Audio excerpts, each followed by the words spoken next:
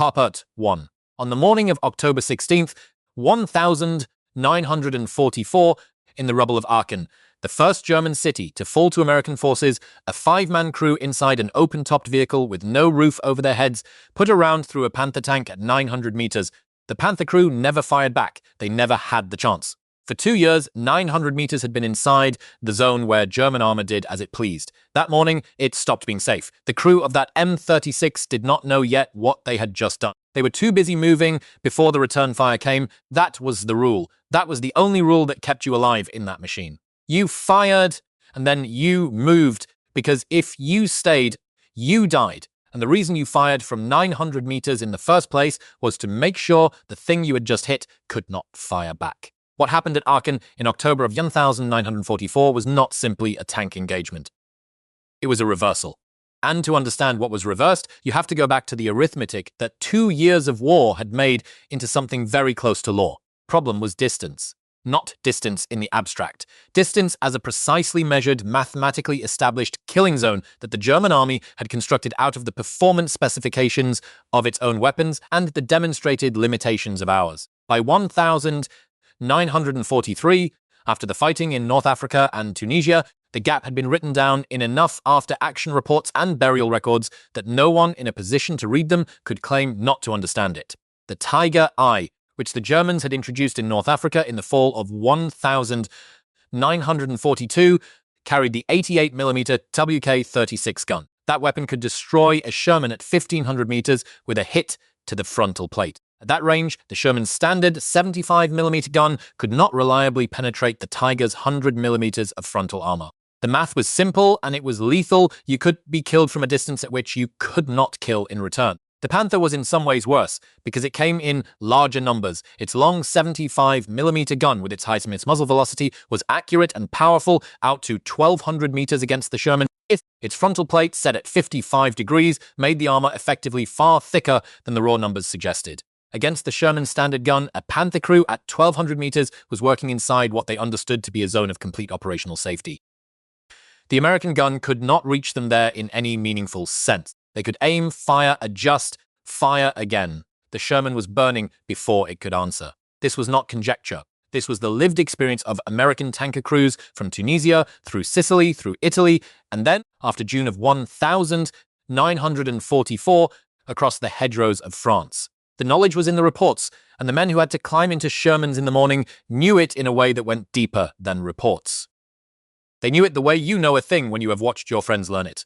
A particular kind of weight comes from knowing precisely what is waiting for you, not fear of the unknown, which has its own character, something more specific. The knowledge of the range at which you can be killed and cannot kill back is not a fact you can set aside when you button up the hatch. In the summer of 1942, the United States Army's Ordnance Department ran a series of tests at Aberdeen Proving Ground in Maryland. They were searching for a weapon that could close the range gap, and what they found had been sitting in their own inventory, pointed at the sky. The 90mm M1 anti-aircraft gun, designed to engage aircraft at altitude, fired a projectile with enough velocity and mass to penetrate the armor of any German vehicle then in production at ranges that no American tank-mounted weapon had previously achieved. The mathematics were straightforward. The 90mm M3, which was the adapted anti-tank version of that anti-aircraft gun, could penetrate a Panther's 80mm frontal plate at approximately 900 meters. Could go through a Tiger I's 100mm face at around 800. A gun designed to kill aircraft at altitude had become, almost by accident, the answer to the German range advantage on the ground. This sat in the files at Aberdeen, and here is where the story stops being about ballistics and becomes about something more complicated. The man who had to decide what to do with it was Lieutenant General Lesley McNair. He was 61 years old in 1943. He was the commanding general of Army Ground Forces, the officer most directly responsible for how the United States Army was organized, trained, and equipped to fight. He had done more than almost any other single individual to build a peacetime army of a few 100,000 men into a force that could fight on multiple continents simultaneously. He was not a fool, and he was not obstinate for the sake of it. He had a theory, and the theory had a logic. McNair's position, developed through years of study and now embedded in the Army's organizational doctrine, was built on a specific view of what tanks were for. In his conception, tanks existed to exploit breakthroughs, to move deep into enemy rear areas, to create disruption and momentum. Tank versus tank fighting was not their primary purpose. The answer to enemy armor was not to make every tank a tank destroyer. The answer was a separate, subspecialized force, fast, mobile, harder hitting than any tank it would face, held in reserve and committed at the decisive point when enemy armor threatened. This was the Tank Destroyer doctrine. McNair had built the institution around it, the Tank Destroyer Center at Camp Hood, Texas, the training programs, the battalions that were forming and deploying. The force had an aggressive motto. It had a philosophy, and it was designed, in McNair's conception, to make the question of whether the Sherman carried a 90mm gun largely irrelevant, because the Sherman would not be the thing fighting German armor. The Tank Destroyer would. This is where McNair's framing of the problem diverges from what the ground would eventually teach. His resistance was not simply to putting the 90mm on the Sherman.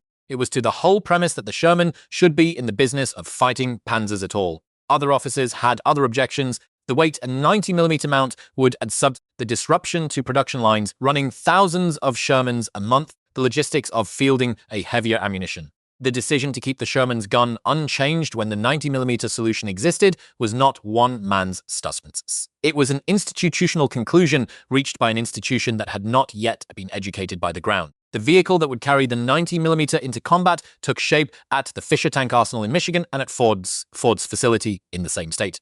It was built on a modified version of the M10 hull, itself sharing components with the Sherman chassis. In combat configuration, it weighed 29 tons. It carried a crew of 5. Its frontal hull armor was approximately 38mm, measurably thinner than the Sherman it was derived from. Its turret had no roof. The men inside sat open to the sky, to rain, to shell fragments, to anything that came from above. What it carried in its nose was the 90mm M3 gun. The vehicle was designated the M36 gun motor carriage. Some of the men who would fight in it called it the Jackson, some called it the Slugger. The open turret that appeared to be a vulnerability was in one sense a design philosophy made of metal. This machine was not intended to absorb punishment. It was intended to never be where the punishment landed. Fire and move. Find the range where the 90mm could work and German armor could not safely respond, and hold that range, and when you had fired, you were already somewhere far else. McNair did not live to see the vehicle he had partly inspired deployed in combat. On the 25th of July, 1944, he went forward to observe Operation Cobra, the breakout offensive intended to push American forces out of the Norman hedgerow country and begin the drive across France. He was in an observation post when American B-17 bombers, tasked with saturating the German positions ahead of the advance, dropped their loads short. The bombs fell among American troops. McNair, the architect of Army ground forces, the officer whose doctrine had shaped both the decision to keep the Sherman's gun unchanged and the creation of the Tank Destroyer force meant to compensate for that decision, was killed by American ordnance. He never saw what he had built meet what he had designed it to fight. 7 weeks later, the M36 fired its first rounds in anger. Pipped to Aachen was the first German city. The Americans entered as conquerors, and it looked like what happens when a city is fought over street by street for weeks. The civilians had been evacuated. The facades of buildings stood because the rubble inside them was holding them up. Dust lay over everything, the fine white powder of broken masonry, and the streets had been remade by the fighting into something that bore only the general relationship to streets that you could still navigate if you already knew where the walls had been. It was October of 1944, and the battle for the city had been grinding since the second week of the month. American soldiers working building by building against German defenders who understood that Aachen was the first piece of Germany to be taken and could not be given up. In that environment, in rubble and dust and the compressed violence of urban combat, the M36 did something that no American weapon had done before on the Western Front. It reached out at 900 meters and told a Panther crew that the range they had counted on since Normandy was no longer theirs. The Panther was a genuine engineering achievement, and this story requires saying so plainly. The Germans had built it in response to the Soviet T-34, and what they produced was one of the most capable armored vehicles of the war. Its long 75mm gun, running at high velocity out of a long barrel, could put a round through a Sherman at 1,200 meters with accuracy and effect. Its sloped frontal plate made the effective protection significantly greater than the raw measurement suggested. Panther crews had learned to hold distance as a weapon. You stayed at 1,200 meters, you engaged what was in front of you, and you pulled back before the artillery could find you. This was not a tactic improvised under pressure. It was a refined, practiced discipline built out of everything that had worked from France to the German border. Then the M36 arrived at Aachen and the 1,200 meters stopped being reliable. German after-action reports from the October fighting described encounters with an American anti-tank weapon operating at ranges that did not match anything in their files. Not the Sherman, not the M10 they had been seeing since North Africa, something that reached further than their established assumption about what American ground equipment could do. The reports were precise in the way that German military reporting was trained to be, but the precision was working around a fact that didn't fit the existing framework. An engagement range that their tactical calculations had classified as safe was producing destroyed vehicles. It took them time to understand what they were facing. By the time they understood it clearly, the battle for Aachen was over and the Americans were across the German border in force. What the M36 had removed from the tactical picture was not just the safety of a particular distance. It had taken away the certainty that comes from knowing the range at which you are unreachable. A Panther crew operating at 1,200 meters in 1,943 carried a specific confidence. Whatever came at them from that distance was manageable because the guns on the Allied side couldn't do decisive work at that range. That confidence was not arrogance. It was professional assessment built on 2 years of combat experience. It shaped decisions about where to position, when to hold ground, when to move. It was the foundation under a set of tactical habits that had kept German armor crews alive through more than a year of heavy fighting on the Western Front. The M36 did not match that confidence. It ended it. The M36 was not a perfect weapon, and this story will not pretend otherwise. Its frontal hull armor was approximately 38 millimeters, thinner than the Sherman it shared components with. Its turret was open to the sky, which meant the crew sat exposed to shell fragments, to infantry fire, to anything that came from above. In terrain that denied it distance in villages, in forests, in the close country, where a German tank could close to 300 meters before being seen, the M36 did not hold every advantage. At close range, in a straight exchange with a Panther or a Tiger, the outcome was not guaranteed in the Americans' favor, and everyone who drove one knew it. The discipline the doctrine demanded was the same discipline that is hardest to hold under fire. Do not stay. Do not let the engagement become what the other side wants it to be. Find the distance where the 90mm works, and German armor cannot comfortably respond, fight there, and move before the return fire or the artillery can find your position. Break off attacks that your instinct tells you to finish. Accept the frustration of not pressing an advantage, because pressing, it means closing range, and closing range means moving onto the enemy's terms. The crews trained for this at Camp Hood. They trained it until it was reflex. They were about to find out what happened to that reflex when there was no room to use it. December the 16th, 1944. The German offensive came out of the Ardennes in darkness and in snow. More than 200,000 German soldiers and more than 600 armored vehicles crossed the American lines in the pre-dawn hours across an 80-mile front. American units that had been holding what had been assessed as a quiet sector found themselves in a battle that arrived without warning from a direction that American commanders had not prioritized because the terrain was considered difficult, forced armor. In the first hours, the map of what was happening was not a map. It was confusion resolving slowly into something that could be understood only in fragments. Bastogne was a road junction in the Belgian Ardennes where 7 roads came together, in an offensive that depended on moving fast through difficult terrain. Road junctions were not tactical abstractions. They were the mechanism by which an army moved or did not move. The Germans needed Bastogne. The Americans understood within the first day of the offensive that they could not give it up. The 101st Airborne Division arrived by truck on the 18th of December, moving toward a battle that was already forming around them on multiple sides. They were elite infantry, trained specifically for the kind of isolated and surrounded, subscripted, multi-directional fighting that Bastogne was about to become. But they were infantry. They had artillery. What the situation was going to require, as the German ring tightened, was something capable of Drechts, coming from more directions than a static defensive line could comfortably cover. But the 705th Tank Destroyer Battalion had been attached to the 101st as a supporting element before the offensive began. The word supporting catches almost nothing of what that attachment would mean over the next month. When the German encirclement closed around Bastogne on the 20th of December and the 705th found itself inside the perimeter with the paratroopers, it had not been positioned as the cornerstone of the armored defense. It had been assigned as support for a unit that was not expected to need heavy anti-tank capability. Someone had made a reasonable decision, given what was known at the time, and that decision put the M36's in the right place at a moment when the right place was the only thing that mattered. The German armor pressing the Bastogne perimeter included a vehicle that the M36's 90mm gun could not defeat from the front. The King Tiger, the Königstiger, was the heaviest production tank the Germans fielded in the war.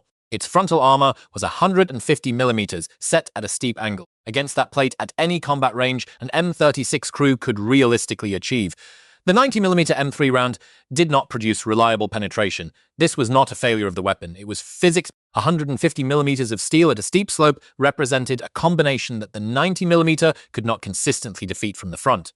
At any range, the gun was designed to operate at. The doctrine said fight at your range. The doctrine said control the terms of the engagement. The doctrine had been written without accounting for a perimeter defense in a Belgian market town in December. Snarket town into December side, led armor pressing from directions that did not allow for the maneuver room the doctrine assumed. The 705th held their positions in the rubble and at the tree lines and fought from whatever cover the terrain provided. When the King Tigers came, the crews waited, not for the frontal shot that physics said would not work, for the angle. The King Tiger's side armor was 80 millimeters. Against that, at ranges between 5 and 600 meters, the 90mm M3 could answer. The crews held their fire until the geometry was right, and then they took the shot, and then they moved because staying was what got you killed. The perimeter held through December and into January. Supply aircraft got through on the 26th when the weather broke enough to fly. Patton's Third Army reached the town on the 26th by ground. The encirclement was broken from the outside, and the men who had held inside it came out of the cold into a winter landscape of burned vehicles and broken ground. The 101st Airborne's records of the Bastogne defense describe the role the Tank Destroyer Battalion played in terms that reflect what the M36 had actually done there, absorbed the armored threat that the paratroopers could not have absorbed without them, held the parts of the perimeter where German armor pressed, and done it with a weapon system that had been treated before the offensive as secondary support. So, the Ardennes offensive failed and then reversed, and then the German forces that had driven west through Belgium and Luxembourg were retreating east. So, Panther crews who came back out of the Bulge in January of 1945 were operating under new instructions from their own headquarters. Hold no static positions at ranges you previously considered safe against American anti-tank assets. Use terrain to break line of sight before engaging. Withdraw when the geometry doesn't favor you. The instructions were a formal acknowledgement of what had happened at Aachen and in the Ardennes. The comfortable zone of German armor had been contracted. The range that had been a guarantee for 2 years was now contested ground, and the instructions said so in the precise language of a military bureaucracy, admitting a fact it could no longer argue around. There is a human weight in that kind of admission that the language tends to flatten. The Panther crews who received those instructions were being told that the instincts their training had built, the tactical reflexes that had kept their predecessors alive from Normandy to the German border, were no longer reliable guides. The distance that had meant safety did not mean safety anymore. In combat, that kind of recalibration does not happen cleanly. It happens under fire in the middle of engagements that do not pause while you adjust your assumptions. The crews that survived the adjustment learned it at the same price. Everything in that war was learned. The Americans who had spent years carrying the weight of knowing German guns could reach them at distances their own guns could not answer, felt something different after Aachen and after the Bulge, not invulnerability. Nothing in that war produced invulnerability, but a different arithmetic. A gun that could reach back and a gun that could reach back is not merely a weapon. It is a change in the nature of the fight. It says the terms have shifted. It says the distance that kept you safe yesterday is not the distance that will keep you safe today. The war moved east. The army crossed the Rhine at Remagen in March, when the Ludendorff Bridge fell into American hands intact, and the river barrier the Germans had counted on to slow the advance dissolved in a matter of days. The M36's went with the advance. Through the Rhineland in the grey weeks of early 1945, into Germany proper, against an enemy that was still fighting with professional ferocity, even as the operational situation became irreversible. By the spring of 1945, the M36 was no longer a revelation. It was simply a weapon the army had. The shock that German after-action reporting had registered after Aachen, the careful descriptions of an American anti-tank asset operating at ranges outside the established parameters had been absorbed into the tacticalry of both sides. The weapon had a name, it had an entry in the German references, it was no longer a surprise. But the lesson it had installed in the men who had fought against it, the knowledge that the range was contested now, that the distance you counted on could be reached, did not go away when the weapon acquired a name. Part T3, the tactical instruction the German army issued in the weeks after Aachen, was the kind of document that tries to solve a problem by acknowledging it. Panther and Tiger crews were directed not to hold static positions at extended ranges when American long-range anti-tank assets were confirmed to be present. They were told to use terrain aggressively to deny clear lines of sight. They were told that engagement ranges previously considered safe could no longer be assumed. The document was professionally written, carefully distributed, and arrived at the front approximately 4 months after the M36 had already made every word of it necessary. This is how fighting institutions absorb unwelcome facts. They write them down, they distribute the paper. By the time the paper reaches the men who needed it, the ground has usually moved. The German armor crews who received those instructions in the winter of 1945 were not the same men who had built the comfortable habits the instructions were now trying to revise. The men who had held at 1,200 meters through Normandy and the retreat to the German border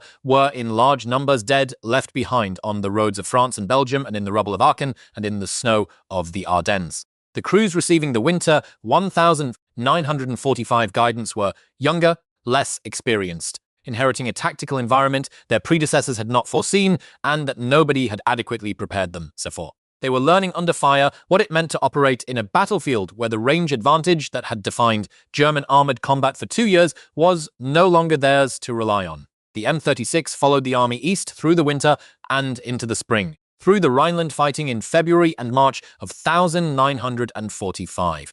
Through Remagen in March, when American forces crossed the Rhine on an intact railroad bridge, and the river barrier that German planning had counted on to anchor a final defensive line evaporated in hours, into the German interior where the Wehrmacht's operational situation had become irreversible, but where individual German units continued to fight with the professionalism that characterized the German military even in the final weeks of a lost war. By April of 1945, the M36 was no longer a surprise to anyone. It had moved from unknown quantity to established threat to simply another weapon. The American army had one component of a combined arms force that was finishing a job. The shock value was gone. What remained was the 90mm gun and the doctrine around it, both of which kept working regardless of whether they were surprising anyone. Then the war ended, and the part of this story that is easiest to miss began. In 1946, the United States Army looked at the tank destroyer force it had built, the doctrine, the training infrastructure, the units, the vehicles, and made a decision that was clean and swift and would prove to be one of the more expensive intellectual miscalculations of the post-war period. The tank destroyer force was disbanded entirely.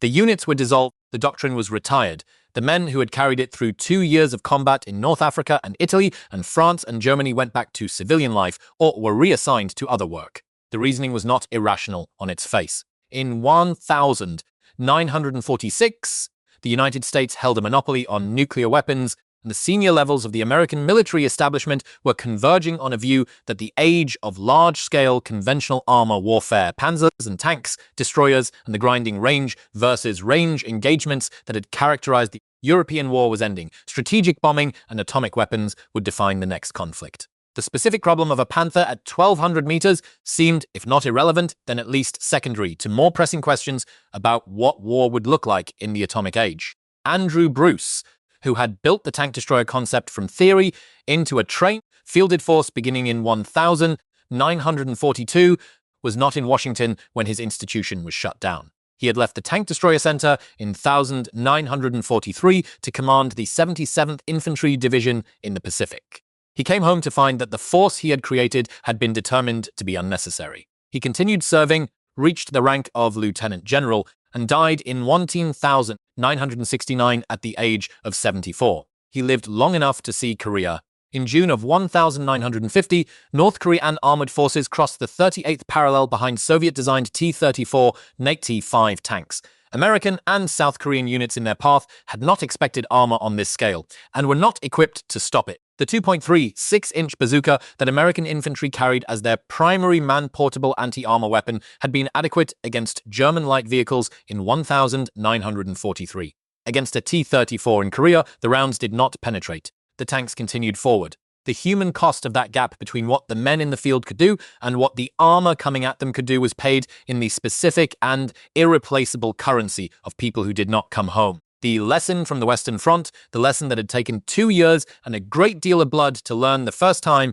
had to be purchased again. Before the honest accounting that this story requires, one thing needs to be stated plainly, because the loudest versions of this kind of history tend to leave it out. The M36 was not a complete solution, and the battle at Bastogne was not won by the M36 alone. The King Tiger's 150mm frontal armor was not reliably penetrated by the 90mm M3 at any combat range the gun was designed to operate at. The M36 crews at Bastogne won the engagements they won by waiting for flank shots, by using terrain, by holding their fire until the geometry gave them what physics said they needed. The Bastogne perimeter held because of the 705th Tank Destroyer Battalion's M36's, and because of the artillery that kept German infantry from overrunning the positions between armor attacks, and because of the paratroopers in the foxholes who held the ground between the vehicles, and because of the supply aircraft that got through on the 26th of December, and because of Patton's Third Army fighting north from Luxembourg. The M36 was decisive, it was not singular. Wars are not won by single weapons. 1,772 M36s were produced before the production lines closed. That number sits in the procurement records of the wartime industrial system, and it represents something worth holding in the mind for a moment. Each of those vehicles carried a crew of 5. Each crew had been trained in a doctrine built out of the hard-learned lessons of 3 years of fighting against German armor: control the range, refuse the close engagement, fight at the distance where your gun works and the enemy's return fire cannot reliably answer. Each vehicle that went into combat carried that doctrine along with the 90mm M3 gun, and the doctrine was as important gunned as the gun. That doctrine did not disappear when the Tank Destroyer battalions were dissolved in 1946. It went somewhere else, into the engineers who studied what had worked and what had not, into the development programs for the weapons systems that followed, into the institutional memory of an army that had to relearn in Korea what it had known in Germany, and that drew on the record of what the M36 had done when it went looking for answers. The anti-tank guided missile that a soldier fires from a concealed position at an armored vehicle crossing open ground today operates on the same underlying logic that the M36 operated on at Aachen in 1944. Identify the target, engage from beyond the range at which the target can effectively respond, move before you can be located. The weapon systems are different in almost every technical particular. The principle that makes them work is the same principle that a 5-man crew inside an open-topped vehicle was applying in the rubble of the first German city to fall to American forces. There is a German city called Aachen in the westernmost part of Germany near the Belgian and Dutch borders. In October of 1944, it was the site of the first sustained urban combat on German soil and the first place that American armor crews discovered that the range they had been killed at for 2 years could now be answered. See? The Panther crews who survived that October understood something that the tactical instructions issued in the following weeks would try to put into bureaucratic language. The distance that had been a guarantee was now contested. So what they had owned for 2 years, the ability to operate at ranges where the Americans could not effectively reach, was gone. It had been taken by a gun designed to shoot at aircraft, mounted on a vehicle with no roof, crewed by 5 men sitting open to the German autumn sky, who had been told by their doctrine, fire and move, never stay, fight at your range and not the enemy's, and do not let anyone or anything talk you into the engagement the other side wants you to accept. In the rubble of Aachen, and then in the snow at Bastogne, they held to that. And the arithmetic of the range war that had been running since Tunisia in 1942 came, at last, to a different answer.